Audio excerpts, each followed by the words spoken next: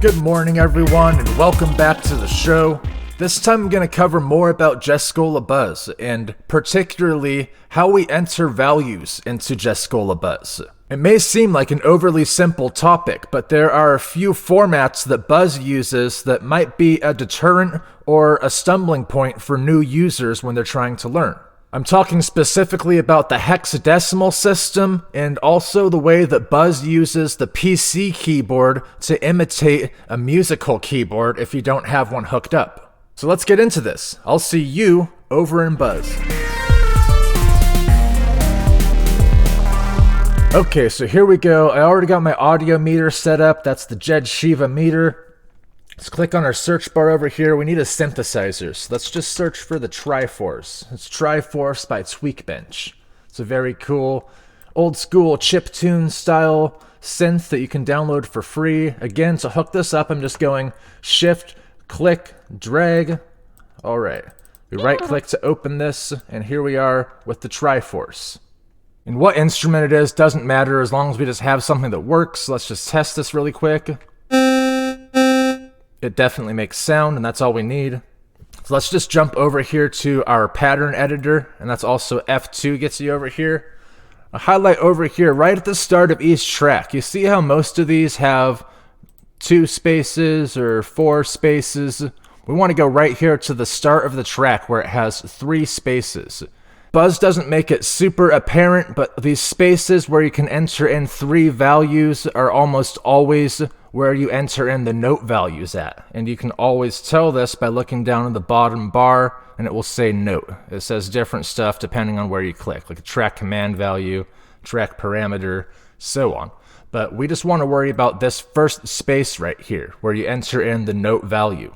So in Buzz, all the letters and numbers on your PC keyboard correspond to a musical note on a musical keyboard.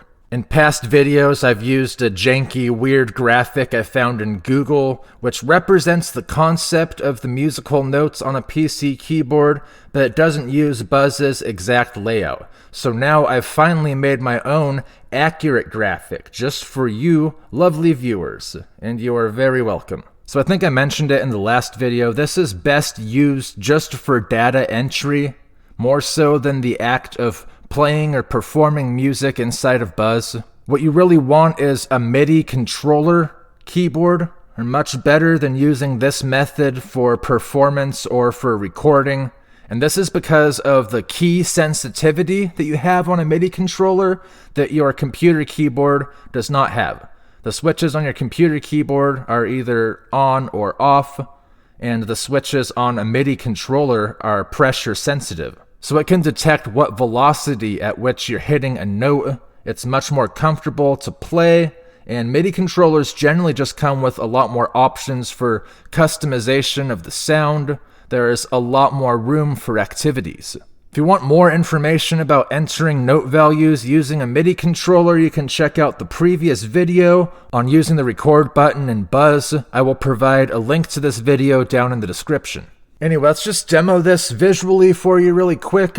I'm going to be hitting the letter Z on my PC keyboard. And you'll see that gives us a nice C note in the octave 4. And the reason why 4 is because up here it says bass octave 4. So your first row of letters down here is going to be your bass octave. It starts at Z and continues over to the right. Your S and D are going to be your sharps. And so on like that. The number 1 gives you this off command. So if you want a note to stop playing the sequence, then you just hit the number 1. Starting up here on the letter Q, you have your second octave, right? So it'll be the octave that's right above your bass octave. In our case, it's 5. So if we hit Q, we get C5. Right? And the same thing, the numbers above that are also sharps. So 2 is a sharp, 3 is a sharp. Skips 1 for 4, 5's a sharp, and so on. Refer to the graphic for more. One last thing I want to show you here is how to change this bass octave without getting up into the menu. There's a keyboard shortcut that's either the slash or the asterisk key. And you can watch this number right here when I hit it. Slash makes it go down.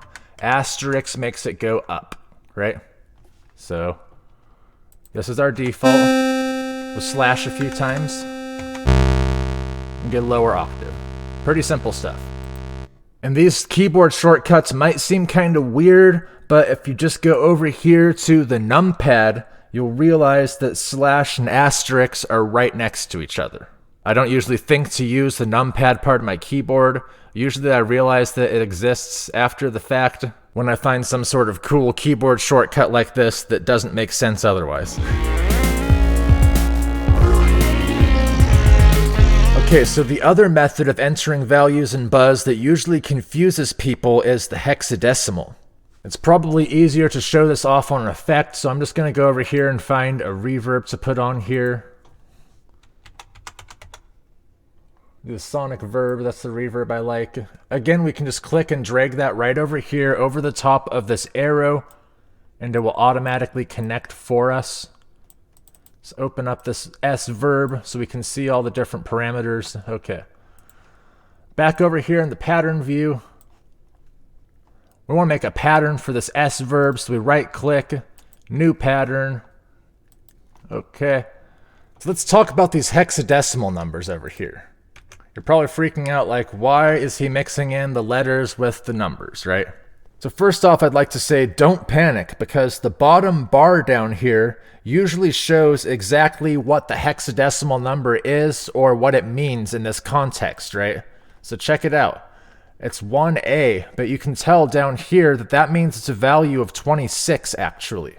Or for instance, this one is our reverb level, right? So we can just make that a number, and it doesn't matter what we type in here because it will tell us that means negative 34 decibels. So the number of decibels is obviously more valuable to us as producers and engineers, obviously. So we can just change this number, just give it more, until it gives us a more favorable decibel range, right? So I don't even know what I'm entering up here. Let's make it 220, I guess, and we'll just see what it is. So that's negative 5.6 decibels. Okay. So that's pretty good. The point is here, if you're bad at hexadecimal or you don't understand it, you can still use Buzz with the best of them.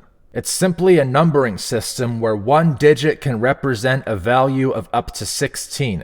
You start at 0, and once you hit 9, you switch to letters A through F.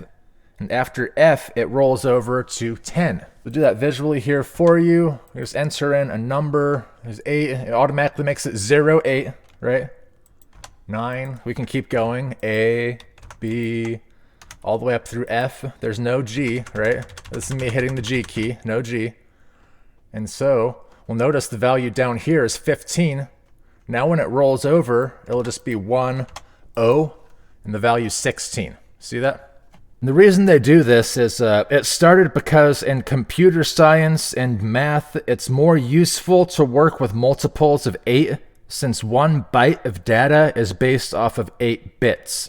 This also fits nicely with Buzz being a music-making environment in which there are typically 4 beats to a bar, that's common rhythm, and 4 or 8 ticks to one of these beats. So using this numbering system that has a base of 4 or 8 is actually a lot more convenient in this environment for a lot of reasons. It just takes a little bit of getting used to, but remember, when in doubt, check down here on this bottom bar.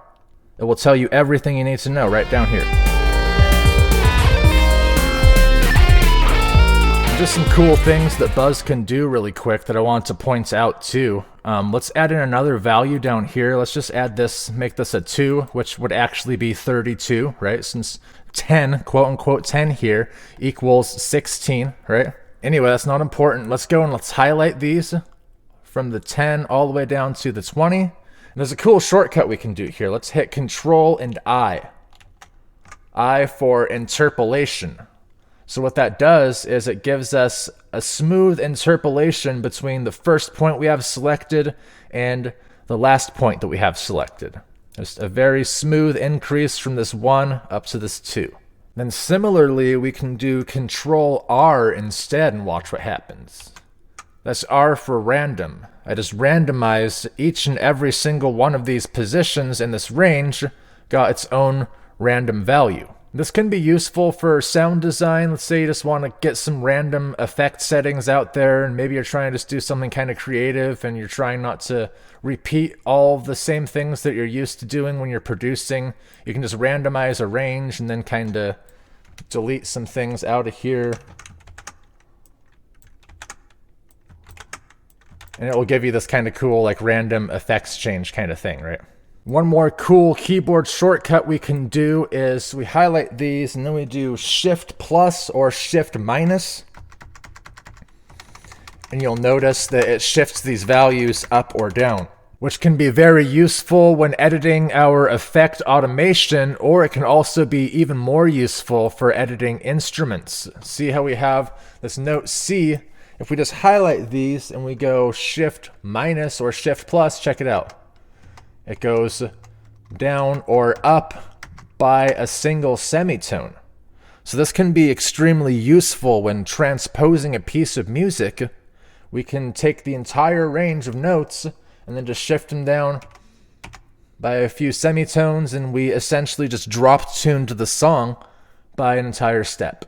And I like to use this if I'm trying to put a piece into the proper vocal range for me to be able to sing. It's very useful. Sometimes songs are just like one note a little bit too high for me, and if I just bump the entire thing down by one semitone, then it makes it so I can perform the piece.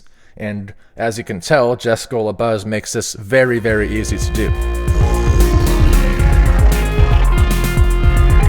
This will conclude our lesson for today. I'd like to thank you for sticking around all the way to the end, and I really hope this video was useful to you.